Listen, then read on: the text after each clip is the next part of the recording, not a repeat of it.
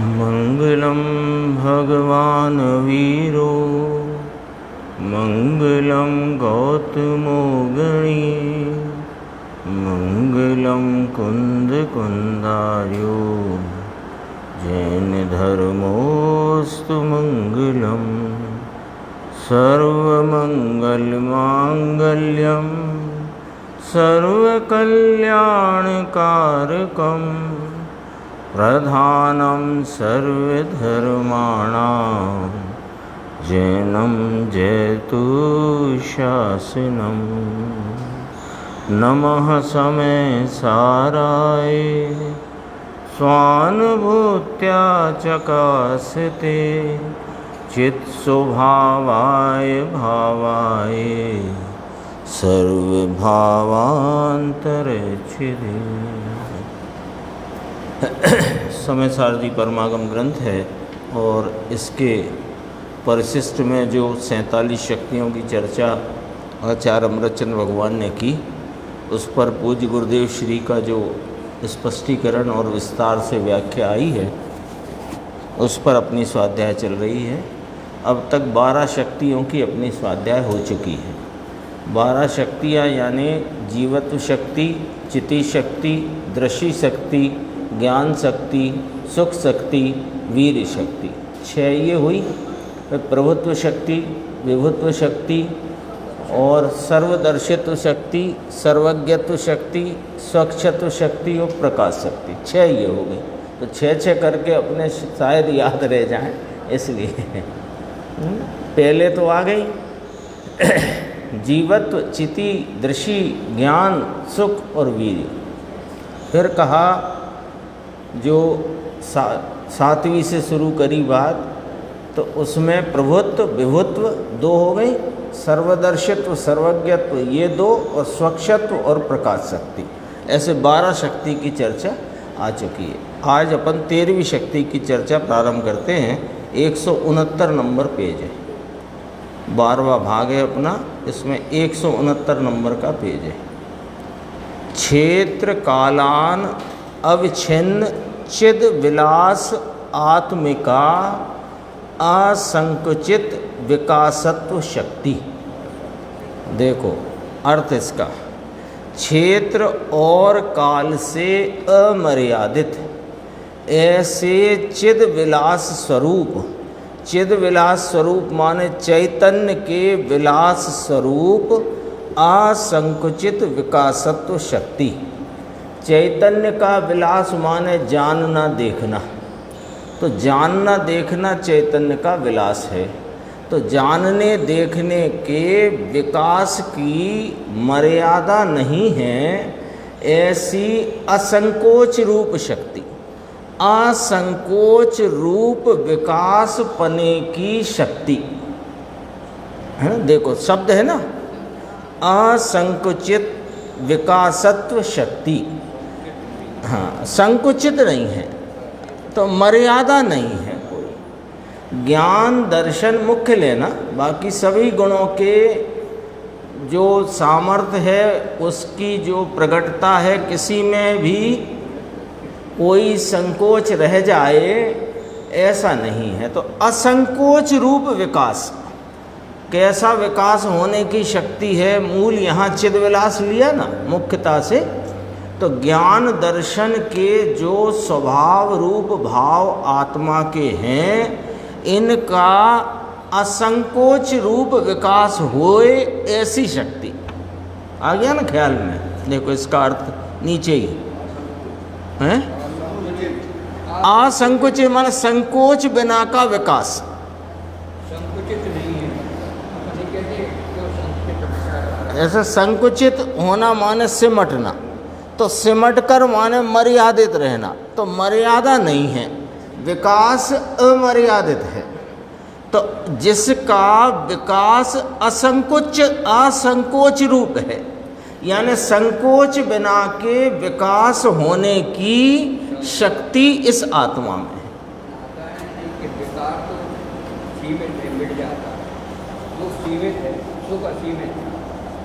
जैसे ज्ञान असीमित है, जानने की ताकत हाँ, इसमें लिया एक उदाहरण बहुत अच्छा लिया है, अभी देखेंगे अपन। जैसे केवल ज्ञान है। अब केवल ज्ञान को अपन कहते हैं कि तीन लोक के समस्त द्रव्य गुण पर्यायों को प्रत्यक्ष युगपत जानने की शक्ति। ये दरअसल में तो केवल ज्ञान असंकोच स्वरूप यानी संकोच बिना के विकास को प्राप्त है। ऐसे अनंत लोकालोक हों तो उस ज्ञान में जानने में आ जाए। अब वो ज्ञेय ही सीमित है, ज्ञेय मर्यादित है, ज्ञान अमर्यादित है। ज्ञान में मर्यादा नहीं है, ज्ञेयों की मर्यादा है, ज्ञेयों की मर्यादा है लोकालोक रूप। तो यहाँ देखो कहते हैं अब असंकुचित विकासत्व शक्ति 13वीं है। ये क्या कहते हैं? क्षेत्र और काल से अमर्यादित ऐसी चिद विलास स्वरूप यानी चैतन्य के विलास स्वरूप असंकुचित विकासत्व शक्ति। फिर गुरुदेव कहते हैं, क्या कहते हैं? अब इसको समझाते हैं। इसमें माने आत्मा में माने मुझ में एक ऐसी शक्ति है कि संकोच है ही नहीं, संकोच रह जाए ऐसा कोई मेरे अंदर भाव ही नहीं। जितना गुण सामर्थ्य है, अनंत गुण है ना, मूल तो ज्ञान दर्शन को ले लो, लेकिन अनंत गुण हैं तो अनंत गुणों की अनंती सामर्थ्य, उस सामर्थ्य में के विकास में कोई संकोच रह जाए ऐसा नहीं है। ऐसी असंकोच स्वरूप विकासत्व शक्ति, सुख का विकास, आनंद का विकास, शांति का विकास, वीतरागता का विकास, जानने का विकास, देखने का विकास, प्रभुत्व का विकास, विभुत्व का विकास, स्वच्छत्व का विकास कितना है कि अमर्यादित है। अमर्यादित मर्यादा नहीं है इसके विकास की। इसका नाम असंकुचित विकासत्व शक्ति। ये मर्यादा क्या है इसकी? गजब की। ये सब एक एक शक्ति की चर्चा में अपने चैतन्य भाव की महिमा, इस चैतन्य स्वरूप आत्मा की महिमा आ जाए, ऐसी चर्चा है ये। और उसके लिए ये चर्चा है, महिमा के लिए। देखो, संकोच है ही नहीं, कोई भी शक्ति प्रकट करने में संकोच नहीं। पूरा द्रव्य, पूरा क्षेत्र, पूरा काल, पूरा भाव असंकोच यानी संकोच बिना ये शक्ति विकास करती है। क्या मतलब हुआ? असंकुचित विकासत्व। इसका अर्थ हुआ कि संकोच बिना विकास करे ऐसी शक्ति। किसका विकास करे? अपने गुण भावों का, अपनी सामर्थ्य का। कहाँ विकास करे? कि पर्याय में। स्वभाव तो है ही, पर्याय में विकास करे। ऐसी असंकोचित या क्या नाम है, असंकुचित विकासत्व, विकासपना। देखो समझाए जे कहीं। फिर गुरुदेव क्या कहते हैं? कितने ही ऐसा कहते हैं ना कि भगवान हैं, ये एक समयवर्ती को जानते हैं। अभी छापा में आया अखबार में, क्या लिया कि जो भगवान है, थोड़ी सी चर्चा है, देखना ये थोड़ा एंगल समझना कि भगवान केवल ज्ञान में क्या जानते हैं? कि वर्तमान को जानते हैं खरेखर तो। क्योंकि ज्ञान की ऐसी व्यवस्था है कि वह वर्तमान को जाने, ऐसी ही व्यवस्था है। ये सब चर्चा अपन प्रवचन सार में कर चुके हैं। क्योंकि वर्तमान सत्य है और भूत की पर्यायें जो बीत चुकी हैं और भविष्य की जो पर्यायें अभी उत्पन्न नहीं हुई हैं वे असत रूप हैं। तो वे तो हैं ही नहीं, तो जो है नहीं उनको नहीं जानता, लेकिन उनको नहीं जानने पर भी जान लेता है ज्ञान। पहले तो ज्ञान का मैकेनिज्म क्या है कि वो वर्तमान को जानता है, लेकिन वर्तमान को जानने में वो वर्तमान की पर्याय से परिणमित द्रव्य के समग्र स्वरूप को जान लेता है।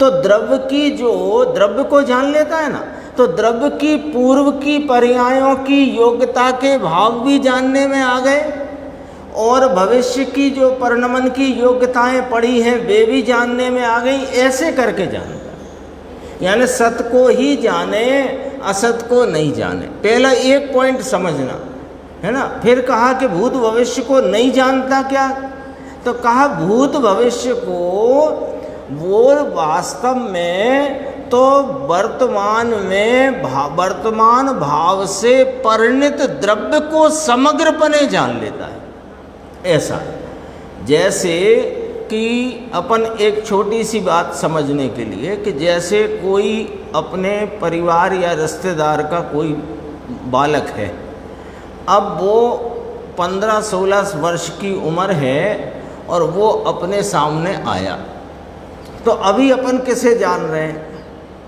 है ना। अभी अपन छोटे से उदाहरण से समझना है कि उसका नाम मान लो राजू है, तो वो राजू को जान रहे हैं, राजू नाम के बालक को। अब वो राजू को क्या जान रहे हो, कि उसका जो वर्तमान स्वरूप है उसे ही तो जान रहे हो, लेकिन ये पहले क्या क्या अवस्थाओं में था, और अभी ये 5-10 वर्ष बाद इसकी शादी होगी इत्यादि आदि इत्यादि सब अपन उसी वर्तमान में ही तो जान लिया। तो अपन ने राजू को भली भांति जान लिया, ऐसा अपन कहेंगे। ये तो छद्मस्त का अल्प ज्ञान है, समझने की बात है। हाँ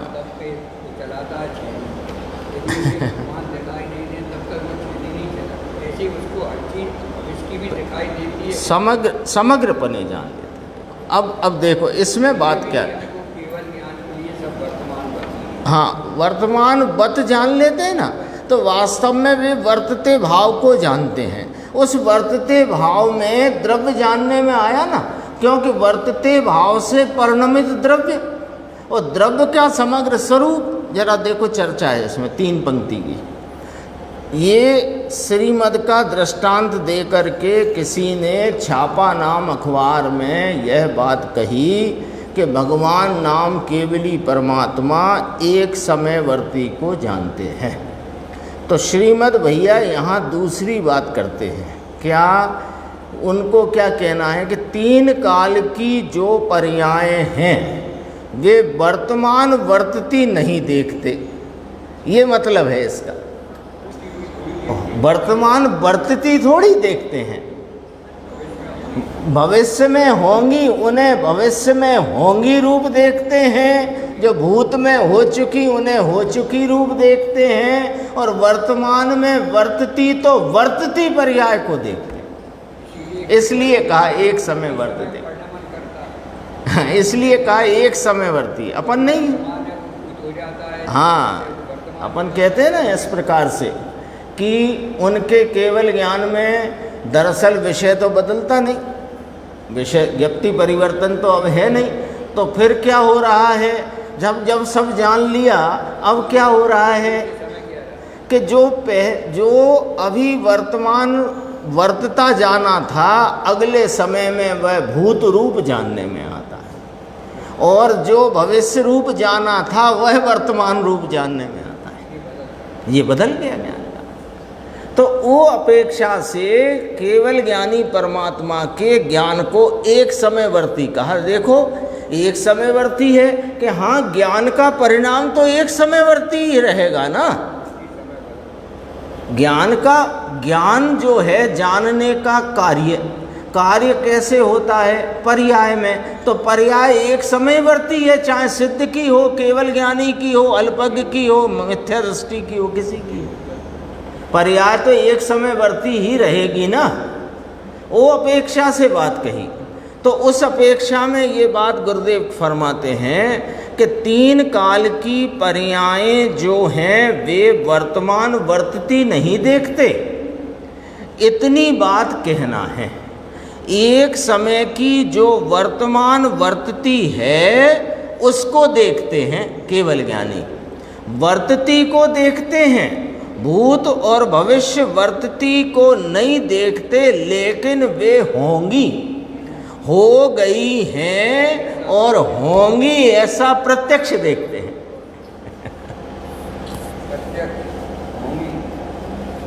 ये वाली चर्चा 36, 37, 38, 39 प्रवचन सार की गाथाओं में आई है और उसमें फिर इसका जो सारांश आया कि फिर यदि वह भूत में हो चुकी और भविष्य में उत्पन्न होंगी ऐसी पर्यायों को भी न जाने तो उस ज्ञान को दिव्य कौन कहे?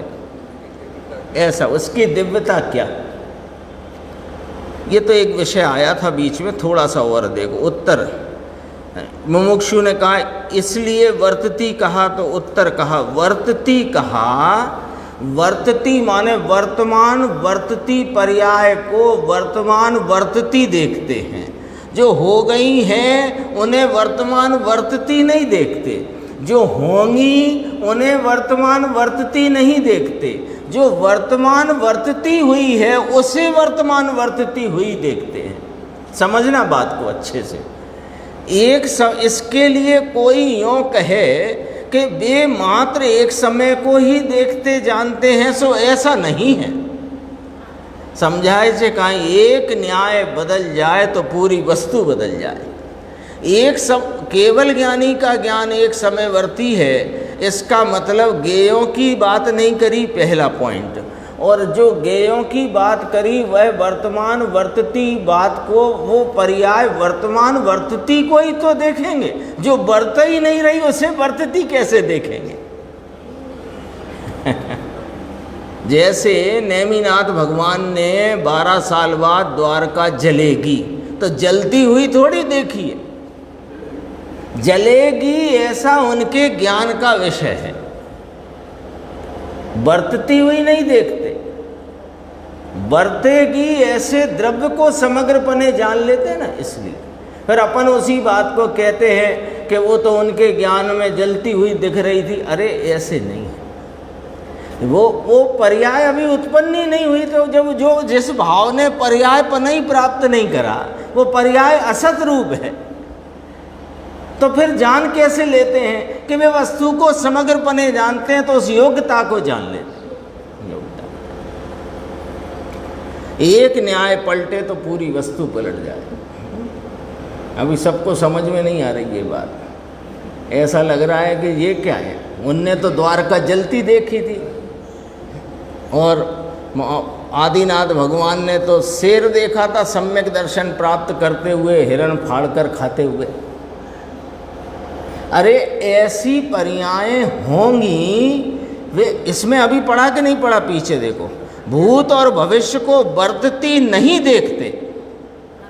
पढ़ा कि नहीं पढ़ा? अभी पीछे का पन्ना, पेज नंबर 169 की अंतिम प्रश्न के ऊपर वाली लाइन। ये बात उससे मिलाना पड़ेगी, प्रवचन सार की उन गाथाओं से। उसमें कहा कि जो अनुत्पन्न और विनष्ट पर्याय हैं वे तो असत हैं महाराज।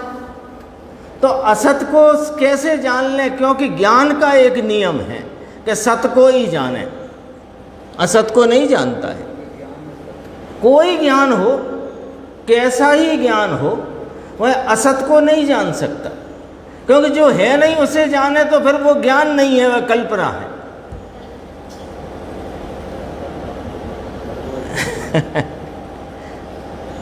तो इसमें बहुत स्पष्ट गुरुदेव ने बोला है, देखो, भूत और भविष्य को वर्तती नहीं देखते, किंतु वह होगी यानी हो गई हैं और होंगी ऐसा प्रत्यक्ष देखते हैं। उनके ज्ञान में वे प्रत्यक्ष जनाती हैं, लेकिन वर्तती हुई नहीं। हाँ, वो कैसे करके है, जैसे अभी अपन ने एक राजू का उदाहरण दिया, ऐसे वो तो एक अपने अल्प ज्ञान की और एक सामान्य उदाहरण की बात है। जैसे ये जिनवाणी को देखा, ये जिनवाणी को देखा तो अपने इसको अभी देखा तो ऐसी रखी हुई तो देखा, पर ये ख्याल में आ गया वहाँ रखी थी अलमारी में और अब अलमारी में रखी होएगी। ये बात ख्याल में अभी आ गई कि नहीं आ गई?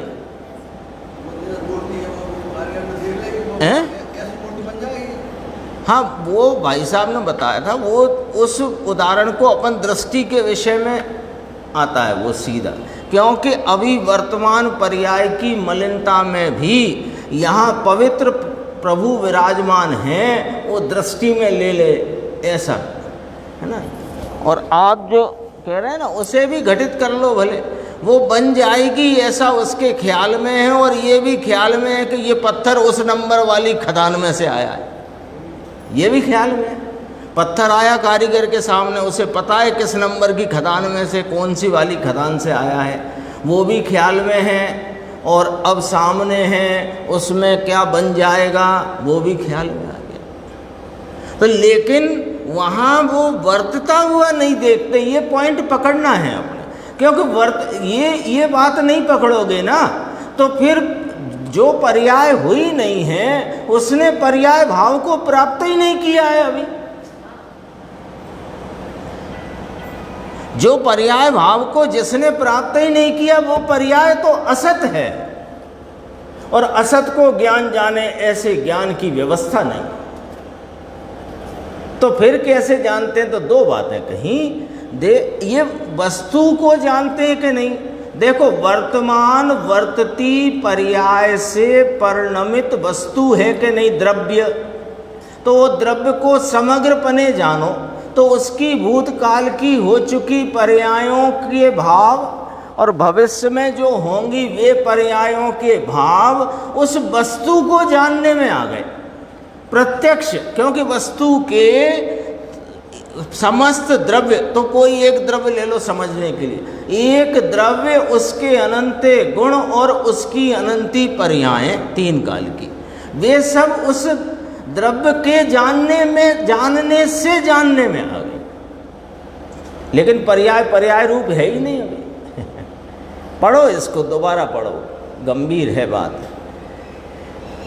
तीन काल की पर्याय जो हैं वह वर्तमान वर्तती नहीं देखते। बोलो, लिखा कि नहीं लिखा? आई बात समझ में आई आपको? वर्त ही नहीं रही तो कैसे वर्तती देखेंगे? ये तो हमें आपको केवल ज्ञान की महिमा समझाने को और क्रमबद्धता समझाने को इस प्रकार कथन करने की शैली है कि उनने 12 साल बाद द्वारका जलती हुई देखी हैं। वो तो हमें समझाने के लिए बात इतनी करी, क्योंकि केवल ज्ञान की सामर्थ्य भी केवल ज्ञान की सामर्थ्य बताने के लिए नहीं कही जिनवाणी में। केवल ज्ञान की सामर्थ्य भी ज्ञान स्वभाव की सामर्थ्य बताने के लिए, और ज्ञान स्वभाव की सामर्थ्य ज्ञायक की सामर्थ्य बताने के लिए, ज्ञायक यानी में इसके लिए सारी चर्चा। देखो अभी इसमें पढ़ो, वह वे तीन काल की पर्याय जो है वह वर्तमान वर्तती नहीं देखते।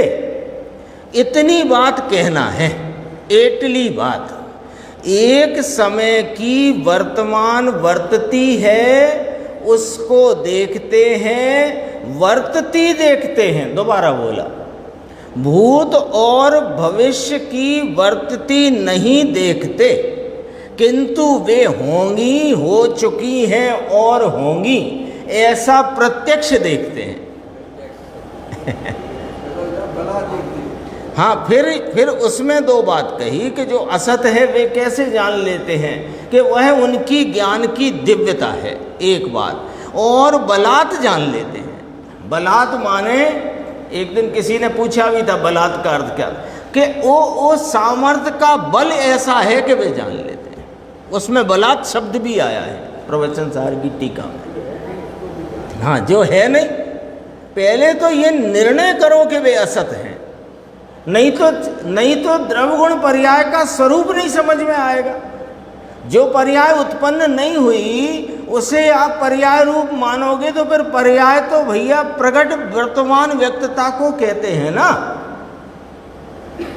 पर्याय किसे कहते हैं?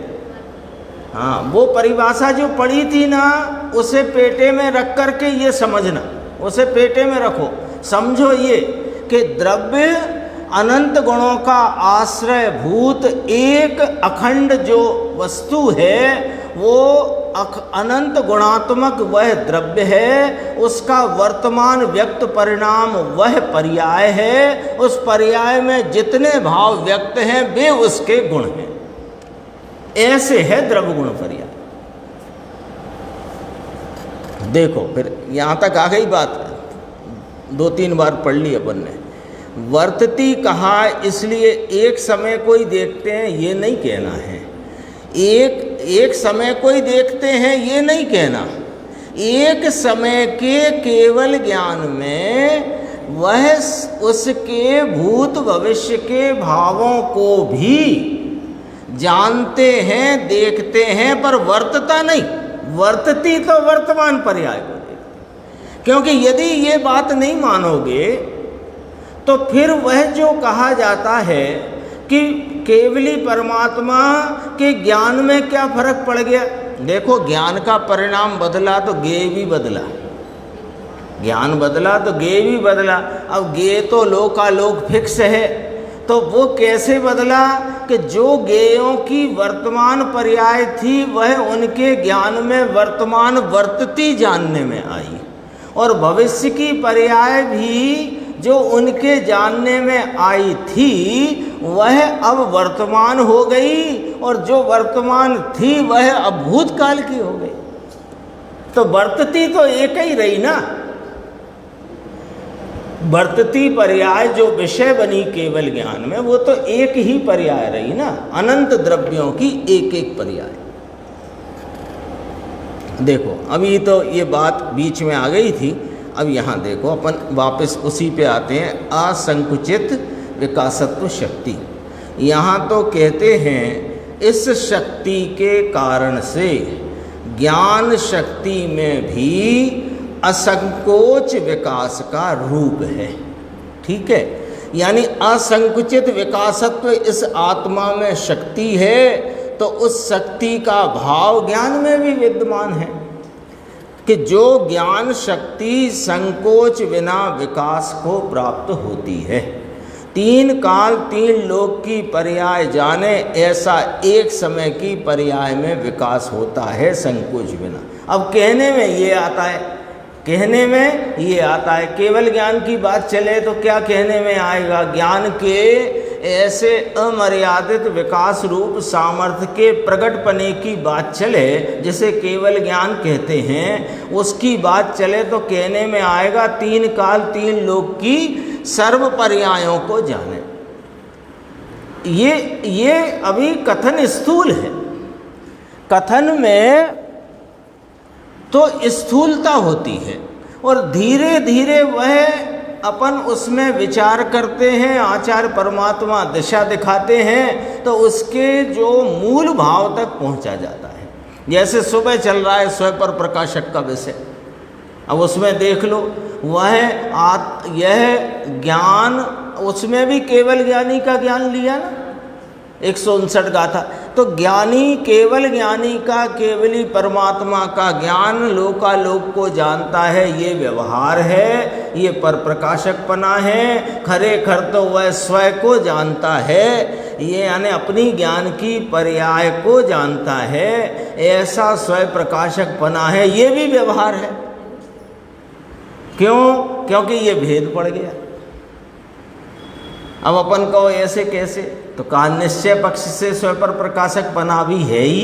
कैसे है कि ज्ञान अपने स्वयं को जानता हुआ, स्वयं संवेद्यमान है कि नहीं, तो स्वयं को जानता हुआ सुख वीर्य चारित्र आदि अनंत गुण को जानता है, ये पर प्रकाशक बना है।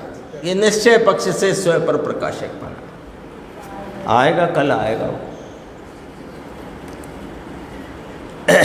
एक समय की पर्याय में विकास होता है संकोच बिना। समझ में आया क्या कहते हैं? देखो कि क्षेत्र, वहाँ क्षेत्र की मर्यादा नहीं कि इतना ही जाने, ले क्षेत्र भी अमर्यादित, यानी अलोकाकाश जितना ही जाने, कि लोकाकाश तो उसी में समा गया, क्षेत्र की बात चलती है ना। तो अलोकाकाश जो कि अनंत है वो स्वयं भले अमर्यादित है, लेकिन ज्ञान उतने को ही जाने ऐसी मर्यादा वाला भी नहीं क्षेत्र की मर्यादा नहीं। वो तो है ही, अनंत है ना, अनंत प्रदेश, कौन सा प्रदेश अंतिम नहीं, तो उसे भी अमर्यादित विस्तार है उसका। लेकिन अमर्यादित विस्तार होने पर भी ज्ञान इतना ही मर्यादित है ऐसा नहीं, ऐसे अनंत लोकालोक हों तो सबको जान ले, ऐसा क्षेत्र की मर्यादा नहीं, इसको काल की मर्यादा नहीं कि अमुक ही काल जाने। ये तो सर्व काल माने 3 लोक 3 काल जाने। एक समय में ज्ञान में भी असंकोच विकास शक्ति का रूप है, तो ज्ञान की पर्याय एक समय में 3 काल 3 लोक संकोच बिना विकास शक्ति, इसका ये संकोच बिना विकास शक्ति माने असंकुचित विकासत्व शक्ति। इसको अपन सरल भाषा में बोलें तो यही आएगा शब्द, संकोच बिना की विकास शक्ति, यही शब्द बनेगा। तो उससे विकास होता है। एक चर्चा और है, देखो नीचे दूसरी बात, तत्वार सूत्र में आता है कि 4 घाती कर्म का नाश होए तो केवल ज्ञान होता है। समझ में आया? ये तो निमित्त से कथन है। यहाँ तो कहते हैं कि 4 घाती कर्म का नाश करना, ये भी इसमें नहीं, आत्मा का काम नहीं है। आगे आएगी अकार्य अकारणत्व शक्ति यह अपनी, ये केवल ज्ञान कैसे प्रगटा? ये केवल ज्ञान 4 घातीय कर्मों के नाश होने से नहीं प्रगटा, ये इसकी असंकुचित विकासत्व शक्ति से प्रगटा। आगे चल के तो बहुत गंभीर एक चर्चा आने वाली है कि ये जो अभी अपनी चली ना, स्वक्षत्व शक्ति के कारण लोकालोक के अनेक आकारों से मेचकपना होता है, तो वो स्वक्षत्व शक्ति के कारण होता है, ये भी व्यवहार पड़ता है वास्तव में, वो तो होता है बस अब यहाँ आके कहो कि लो साहब, अभी आपने 3 दिन पहले कहा, 2 दिन पहले कहा कि स्वक्षत्व शक्ति से लोकालोक के अनेक आकारों रूप ये उपयोग मेचकपने को, विविध आकार को प्राप्त होता है। ऐसा कार्य उपयोग का उसकी स्वक्षत्व शक्ति के कारण से होता है। अभी कहा था ना कल या परसों। तो अब आगे चल के कहेंगे कि स्वक्षत्व शक्ति के कारण से होता है, ये व्यवहार है, वो तो होता है सो होता है। अब अपने को लगता है कि ये कहाँ से नई बात आ गई, नई कोई नहीं है। बात की गहराई तक पहुँचना है तो धीमे धीमे पहुँचते हैं, तो धीमे धीमे जब पहुँचते हैं तब जाकर के वस्तु स्वरूप का यथार्थ निर्णय होता है। आप कहीं टेक नहीं लगा सकते जब तक अनुभव नहीं हो जाए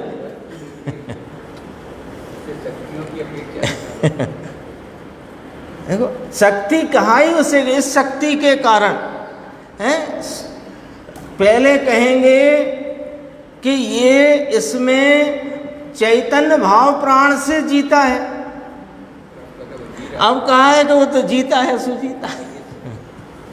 अब है उसमें क्या, ऐसा है। देखो सुबह आई थी ना सत की चर्चा सीडी में, तो आज कितनी ली, द्रव्य सत, उसका गुण सत, उसकी पर्याय सत, तो द्रव्य गुण की त्रिकाल सत, त्रिकाल सतपना यानी निरंतर वर्तमान में त्रिकाल सतपना, और वर्तमान पर्याय का उस काल का सतपना,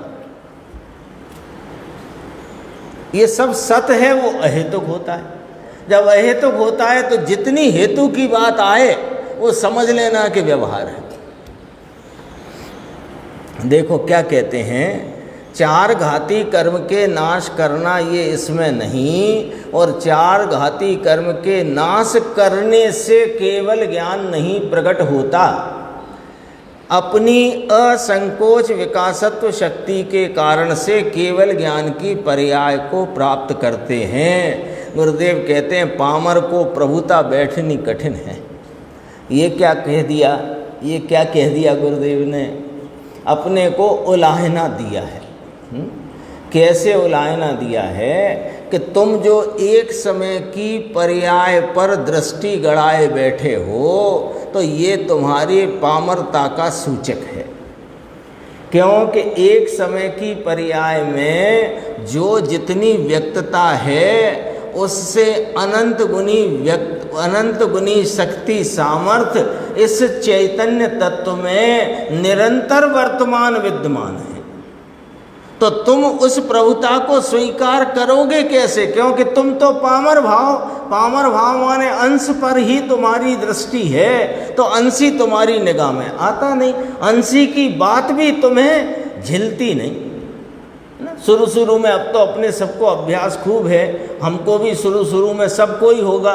तो वर्तमान में राग चल रहा है, इतना ऐसा चल रहा है, ऐसा चल रहा है, और तुम त्रिकाल शुद्ध हो, ये क्या बात है? लगता था कि नहीं लगता था? देखो, एक ज्ञान में असंकोच नाम संकोच नहीं, और विकास होए ऐसा रूप ज्ञान में है, ऐसा रूप दर्शन में है।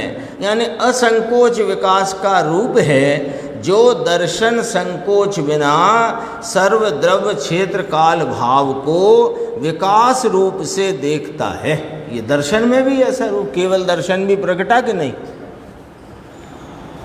आगे 171 पेज पे देखना, ये ले दृष्टांत आया जिसकी अपन याद कर रहे थे। परमात्म प्रकाश में एक दृष्टांत दिया है कि बेल होती है ना, बेल, तो मंडप के ऊपर ऐसे अपन ने देखा बाग बगीचों में, उपवन में ऐसा एक मंडप बना दिया बांस बल्ली का, और वहाँ बेल उगा दी। तो वो बेल बढ़ती जाए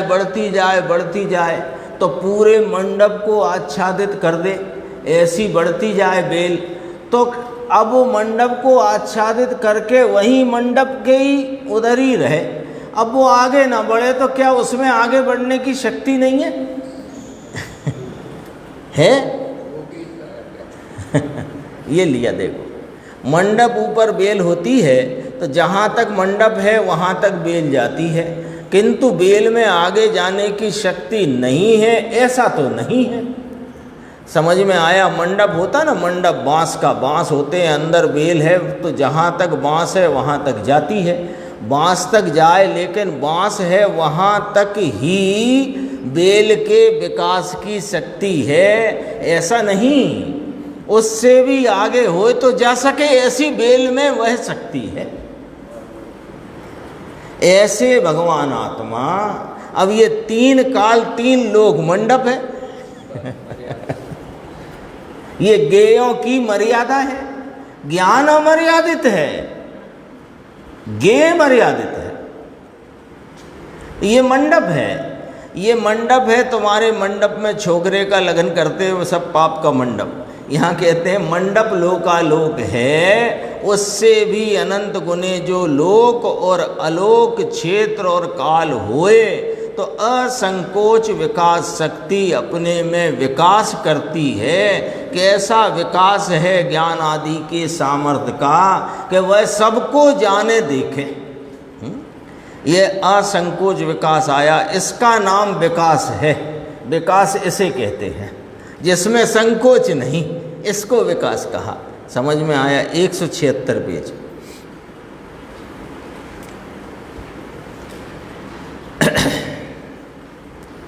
देखो, इसमें बीच में है। अब ये जो असंकुचित विकासत्व शक्ति अपन ने समझी कि आत्मा में ऐसी एक शक्ति है कि जिसमें संकोच बिना का विकास इसके गुणों का होए। मुख्य चैतन्य का विलास लिया और सभी गुणों की बात है, क्योंकि सभी गुणों में असंकुचित विकासत्व का भाव पसरा हुआ है। ठीक है, तो कहा कि इसमें ऐसी एक शक्ति है, लेकिन ऐसी एक शक्ति है, इसका भरोसा आएगा किसको? वो वाली बात यहाँ कहते हैं, बीच में देखना 176। असंकोच विकास शक्ति द्रव्य गुण में है, किंतु जब उसका स्वीकार होता है तब वह पर्याय में व्याप्त होती है, नाम उछलती है। असंकोचपना और विकासपना अंदर पर्याय में आ जाता है। ले सम्यक ज्ञान हुआ, अपन घटित करके देखते हैं इसी भाव। सम्यक ज्ञान हुआ ना, तो वो सम्यक ज्ञान बढ़कर के केवल ज्ञान को लाएगा। ये कई बार अपन ने सुना पड़ा है। वह जो दूज का चांद खिला है वह पूर्णिमा को प्राप्त होएगा। ये दूज के चांद में पूर्णिमा का भाव ख्याल में आ गया ना। तो जो सम्यक ज्ञान है वह केवल ज्ञान को बुलाता है, अथवा वह केवल ज्ञान रूप बढ़ करके उस भाव को प्राप्त होगा। तो वो असंकोच विकासत्व तो आ गया सम्यक ज्ञान में, के संकोच बिना का, क्षेत्र काल की मर्यादा बिना ज्ञान का ऐसा विकास हो सके, ऐसी शक्ति का भाव वहां पर सम्यक ज्ञान में परिणम गया। तब तो कहा सम्यक ज्ञान होते ही वह केवल ज्ञान को बुलाता है। कहां से कहा? यहां से कहा। लो, केवल ज्ञान कैसा भाव है कि संकोच बिना का, क्षेत्र काल की मर्यादा रहित का, अमर्यादित विकास वाला ज्ञान है। तो वो उसका वो असंकुचित विकासत्व भाव है, उसका परिणमन हो गया सम्यक ज्ञान में। शुरुआत हो गई, वही बढ़ के लाता है ना केवल ज्ञान, तो उसे केवल ज्ञान का अंश भी कहते हैं, क्यों वही अंश बढ़ करके पूर्णता को प्राप्त होता है। ये वाली बात यहाँ आई देखो। और अनंत गुण में ये असंकोच विकास शक्ति व्यापक है, समझ में आया? असंकोच विकास शक्ति। अब ये पॉइंट और याद करना, ये हर शक्ति में काम आएगा। असंकोच विकास शक्ति ध्रुवपने उपादान है, और इसका परिणमन जो पर्याय में, क्षणिक पर्याय में उत्पन्न हुई नाम, क्षणिक पर्याय में इसका जो परिणमन हुआ, ये क्षणिक उपादान है। निमित्त निमित्त की कोई बात नहीं है। ये दो बातें क्यों करी यहाँ पर कि असंकुचित विकासत्व का भाव ध्रुवपने इस आत्मा में विद्यमान है, सो यह त्रिकाली उपादान। और ये भाव जब उपयोग ने स्वरूप को लक्ष्य किया, इस आत्मा वस्तु को लक्षित किया, तो उसकी पर्याय में वह भाव प्रकट हो गया। असंकुचित विकास, अभी तो जिसकी चर्चा उसकी, ऐसे ही सब शक्ति में लग जाएगा। असंकुचित विकासत्व का भाव परिणम गया ना, तो परिणम गया ये क्षणिक उपादान, और उसमें पड़ा हुआ है वो भाव, वो त्रिकालीय उपादान। जैसे वो लीडी पीपर में घिसने से 64 पुटी 64 माने होती है 100%, तो 100% चरपराई जो वहाँ प्रगटी, वो उसका क्षणिक उपादान, और लीडी पीपर में वह चरपराई विद्यमान है, ये उसका त्रिकालीय उपादान। ऐसे करके बात है। अगली शक्ति की चर्चा देखते हैं। देखो 177 पेज 14वें नंबर की। अन्य अक्रियमाणान अन्य आकार एक द्रव्यात्मिका अकार्य कारणत्व से, आ दोनों में लग जाता है। अकार्य कारणत्व कहा तो अकार्य अकारणत्व वो पढ़ा जा सकता है, समझा जा सकता है। देखो दोबारा से, अन्य अक्रियमाणा अन्य आकार एक द्रव्य आत्मिका अकार्य कारणत्व शक्ति। देखो, जो अन्य से किया नहीं जाता और अन्य को करता नहीं है, ऐसे एक द्रव्य स्वरूप अकार्य अकारणत्व शक्ति। अब इसका ब्रैकेट में पढ़ते हैं, धीरे धीरे खुलेगा वो मामला। जो अन्य का कार्य नहीं है और अन्य कार्य का कारण नहीं है। समझ गए? अकार्य अकारणत्व तो कहा ना, अन्न से नहीं किया जाता, तो अन्न से नहीं किया जाता माने किसी अन्य का ये कार्य नहीं है, और अन्य को करता नहीं, यानी अन्य कोई कार्य हुआ उसका इसमें कारणपना नहीं। ऐसा जो एक द्रव्य, उस स्वरूप अकार्य अकारणत्व शक्ति। अब इसमें जरा भाव बारीक है। मोटे रूप से तो बात इतनी ही आई कि ये आत्मा किसी के कार्य नहीं और किसी अन्य के कार्य का कारण नहीं। बात इतनी आई, लेकिन अभी जरा बारीकी में समझना है अपने को। क्या बात कही? अब ये द्रव्य है, द्रव्य तो किसी का ही कारण नहीं होता। पंचाध्यायी में लिया पांडे राजमल जी साहब ने, द्रव्य किसी कार्य का कारण नहीं होता, द्रव्य अपने ही कार्य का कारण नहीं होता। वो तो है, तो फिर ये क्या बात कही गई है? तो गुरुदेव श्री फरमाएंगे, अपन पढ़ेंगे। अपन तो इसलिए ये चर्चा पहले करते हैं कि अपन वो दिशा पकड़ लें जिस दिशा में गुरुदेव श्री अपने को ले चलेंगे, तो वो दिशा पकड़ने से उनकी बात समझना आसान हो जाता है। देखो, इसमें लिखा है एक द्रव्य उस स्वरूप अकार्य अकारणत्व शक्ति। तो कोई कहे ये तो द्रव्य की बात है, तो द्रव्य की क्या बात है? द्रव्य तो अकार्य अकारणत्व रूप त्रिकाल विद्यमान है। द्रव्य तो ध्रुव रूप से सतरूप रहा हुआ है, वो अपने ही कार्य का कारण नहीं तो दूसरे के कार्य का कारण नहीं है, ऐसे कहने की क्या जरूरत है? तो यहाँ क्या कहना है? यहाँ कहना है कि ये अकार्य अकारणत्व शक्ति जो त्रिकाली उपादान स्वरूप से द्रव्य में विद्यमान है, ये पर्याय में पसरती है, इसकी व्यापकता पर्याय में है। हर शक्ति की बात वही है, स्वीकार करेगा तो पर्याय में व्यापकता है कि नहीं उसकी। तो कोई पर्याय अपर्याय में घटाओ इसको, कि अपनी जो निर्मल पर्याय है, वो निर्मल पर्याय जो उत्पन्न हुई उसका द्रव्य कारण तो है ही नहीं, ये तो अलग करो बात। लेकिन अन्य कोई राग आदि भाव अन्य पर्याय इसका कारण होए, ऐसा नहीं। और राग आदि का ये पर्याय या ये भाव कार्य का उसका कारण बने, ऐसा नहीं। देखना अब इसको जरा है, अभी अपने पास थोड़ा सा समय। 179 पे आना, नीचे एकदम प्रवचन नंबर 15 जो आया है।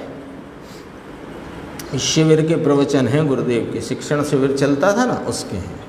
14वीं शक्ति चली, वो थोड़ी चल गई है, अपन उसमें जो भाव आया उसे बाद में पढ़ेंगे। यहाँ से पढ़ना शुरू करते हैं, अपने को समझना है ना। जो अन्न से किया नहीं जाता और अन्न को नहीं करता, ऐसे एक द्रव्य स्वरूप। ये द्रव्य स्वरूप शब्द पड़ा है, इसलिए लोग ऐसा कहते हैं कि ये द्रव्य की बात है। सो ये द्रव्य की बात नहीं है।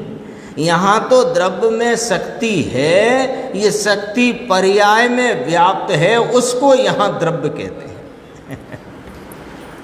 अभी तो समझो बहुत कितनी गंभीर इसकी व्याख्या है। एक द्रव्य अन्य से किया नहीं जाता, अपनी सम्यक दर्शन पर्याय कोई अन्य से की नहीं जाती, और सम्यक दर्शन पर्याय अन्य को करती नहीं। पर्याय पे घटाना है, अकार्य अकारण बना, ठीक है। तो फिर पूछा सम्यक दर्शन, तो उत्तर सम्यक दर्शन रूपी पर्याय का कार्य अन्य से नहीं है। यानी कि राग व्यवहार है तो सम्यक दर्शन की पर्याय हुई, ऐसा नहीं है। लो आई बात समझ में। अब निमित्तों की तो बात दूर रखो, यहाँ कर्ण लब्धि का परिणाम हुआ, इससे सम्यक दर्शन की पर्याय हुई, ऐसा नहीं है। क्यों? कि उस पर्याय में अकार्य अकारणत्व व्याप्त है।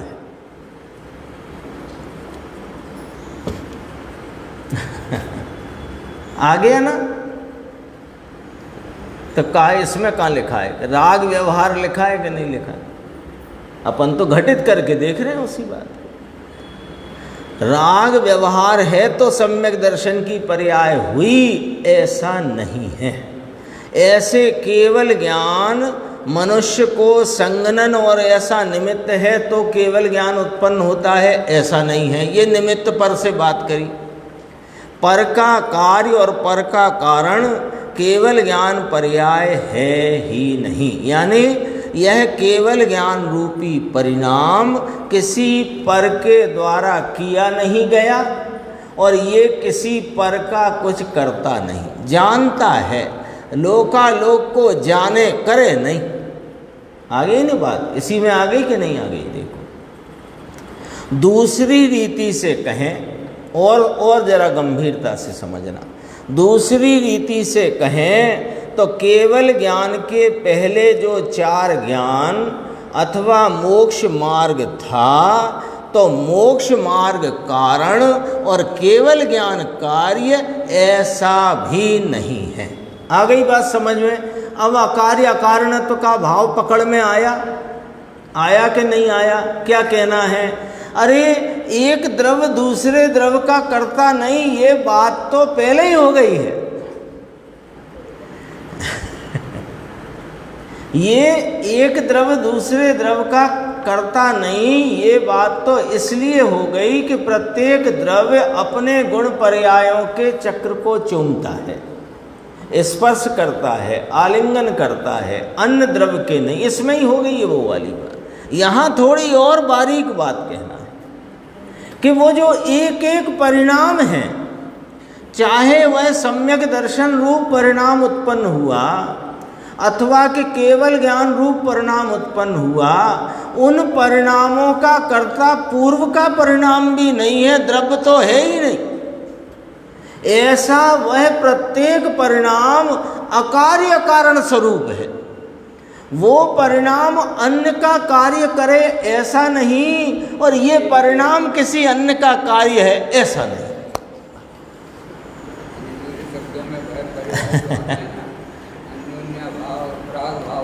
हाँ, देखें, ऐसी बात है। निर्जरा हो रही है, अनंत है ना, गुण श्रेणी निर्जरा चल रही है, तो निर्जरा का पूर्व का परिणाम और उत्तर परिणाम समझना शांति से। गुण श्रेणी निर्जरा चल रही है ज्ञानी धर्मात्मा को, मुनिराजों को, तो कहा कि पूर्व का परिणाम और उत्तर परिणाम, 2 परिणाम अलग अलग देखना। ये पूर्व का परिणाम, ये उत्तर परिणाम। ये पूर्व के परिणाम में मान लो शुद्धि है, प्रगति है, और उससे अनंत गुनी शुद्धि अगले परिणाम में प्रगति है। शुद्धि की वृद्धि तो कहा निर्जरा, तो ये वृद्धिगत परिणाम है दूसरा, उत्तर परिणाम कहो, दूसरा परिणाम कहो। वो जो वृद्धि हुई है वो पूर्व के परिणाम के कारण से नहीं हुई है। लो, कहा ना यहाँ मोक्ष मार्ग कारण और केवल ज्ञान कार्य ऐसा भी नहीं है। जबकि नियम सार में कारण कार्यपना घटित किया तो उसमें 2 कारण समझाए। जो वास्तविक कारण है वह तो यह त्रिकाली द्रव्य है जिसका आलम्बन लेने की बात कही है ना। खरेखर तो वह कार्य उस आलम्बन से भी नहीं हुआ, वह तो होना वाला परिणाम हुआ है। और दूसरा कारण व्यवहार से कहा कि मोक्ष मार्ग रूप जो परिणमन है उसको कारण कहा, और मोक्ष को या जो केवल ज्ञान दशा छायक भाव है उसे कार्य कहा। 2 प्रकार से कारण घटाए ना।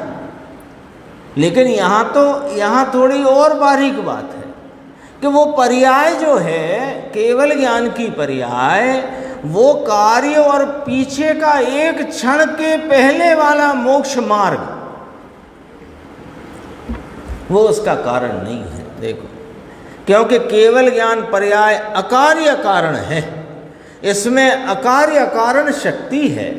केवल ज्ञान की पर्याय पूर्व के मोक्ष मार्ग के कारण उत्पन्न हुई ऐसा भी नहीं है, और राग को उत्पन्न करे अथवा निमित्त को उत्पन्न करे ऐसा भी नहीं है। अकार्यत्व भी घटाया, अकारणत्व भी घटाया। ऐसी सूक्ष्म बात इसलिए लोगों को कठिन पड़ती है। सत्य तो ये है, समझ में आया। प्रत्येक शक्ति में अकार्य अकारण शक्ति का रूप है। कहते हैं कि चारित्र की पर्याय जब उत्पन्न होती है वह अपने द्रव्य के आश्रय से उत्पन्न होती है, ये भी व्यवहार है। बोलो, पूरा मोक्ष मार्ग यानी बाह्य क्रियाकांड और विकल्पात्मक वृत्ति तो व्यवहार है ही स्थूल। यहाँ तो स्वरूप की एकाग्रता, जिसे निश्चय चारित्र कहा, वो चारित्र में जो वृद्धि रूप भाव है, वो भाव द्रव्य का आश्रय लेने से उत्पन्न हुआ, ये भी व्यवहार है। अब प्रकरण तो आया है, अधिकार तो आया है, ये जो चर्चा आई है तो वो अपने को, इससे क्या हो रहा है, इतनी बारीक कताई जो चल रही है, इससे क्या फायदा है?